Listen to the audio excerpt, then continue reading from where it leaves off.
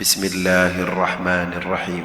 قل يا أيها الكافرون لا أعبد ما تعبدون ولا أنتم عابدون ما أعبد ولا أنا عابد ما عبدتم ولا أنتم عابدون ما أعبد لكم دينكم ولي دين.